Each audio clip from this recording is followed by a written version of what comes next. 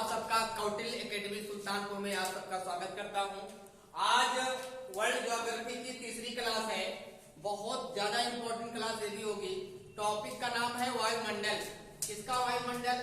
पृथ्वी का वायुमंडल। सभी जितने पिंड हैं, चाहे ग्रह हो, चाहे उपग्रह हो, चाहे कोई भी पिंड होता है, उनका अपना अपना एक वायुमंडल होता है, क्षेत्र होता है। तो हम लोग आज पृथ्वी जिस ग्रह पे हम लोग निवास करते हैं, रहते हैं, जीवन यापन करते हैं, उस ग्रह का जो वायुमंडल है उसका अध्ययन करेंगे। ये भी आपके परीक्षा के लिए इंपॉर्टेंट ही होगा। आप लोग वीडियो को अंत तक देखना। क्या है? देखो, टॉपिक का नाम है वायुमंडल।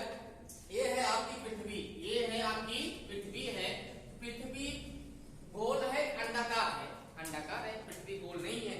तो पृथ्वी से कोई पूछेगा कि वायुमंडल को कितने परतों में बांट दिया गया है, तो वायुमंडल को 5 परतों में डिवाइड कर दिया गया है। पहली परत का नाम क्या है? क्षोभ मंडल। पहली परत का नाम क्या है? पहली परत का नाम है क्षोभ मंडल। दूसरी परत का नाम है मध्यमंडल, सॉरी समताप मंडल। तीसरी परत का नाम है मध्यमंडल। चौथी परत का नाम है आयन मंडल और 5वीं परत का नाम वायुमंडल है। इसकी ऊंचाई बहुत इंपॉर्टेंट है।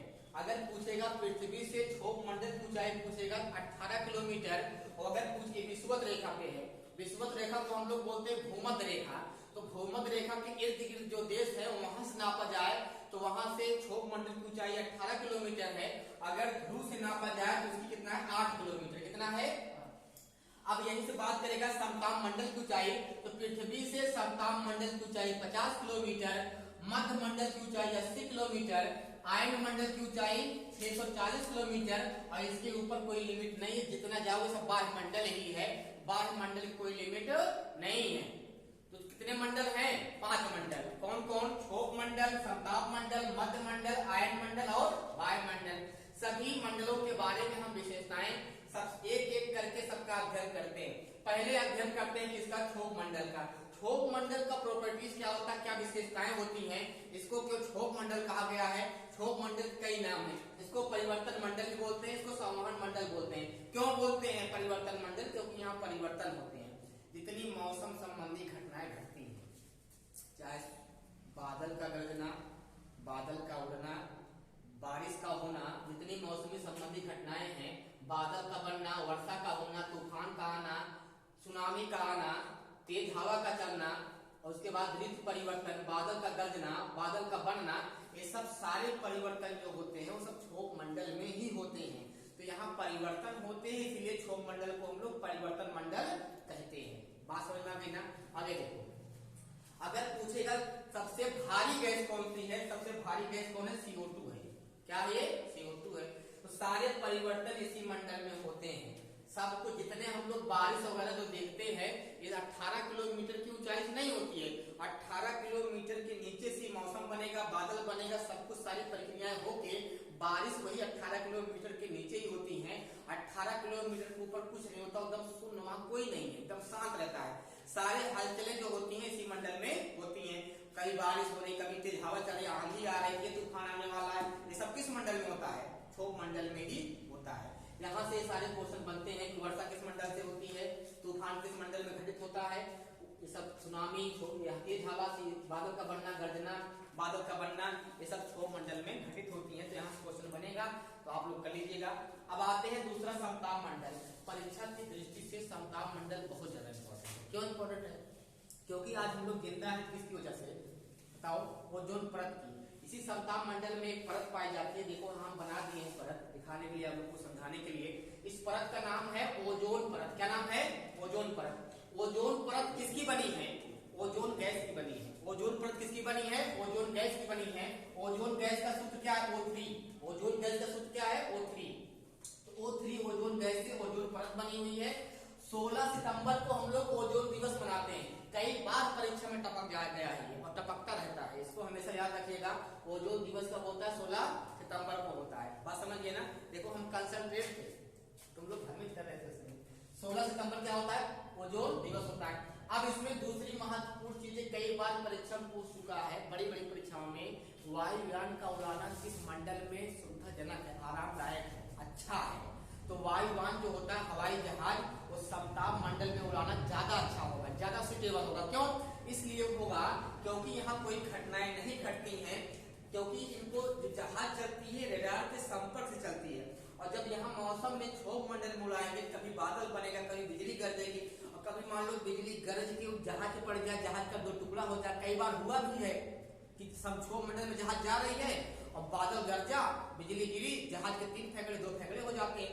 इन सब चीजों से बचने के लिए जहाज को अगर समताप मंडल में उड़ाया गया तो वहां कोई दिक्कत नहीं, कोई घटनाएं होने वाली नहीं है।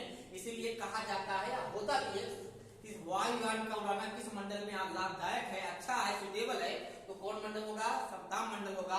और समताप मंडल में ओजोन परत पाई जाती है जो हम लोग को बचाती है। अगर ओजोन परत न होती, ना हम होते, ना पेड़ पौधे होते। हम लोग पेड़ पौधे से, पेड़ पौधा हमसे है, हम लोग पेड़ पौधे से, हम लोग रह रहे, पेड़ पौधे को कोई दिक्कत होने वाली नहीं।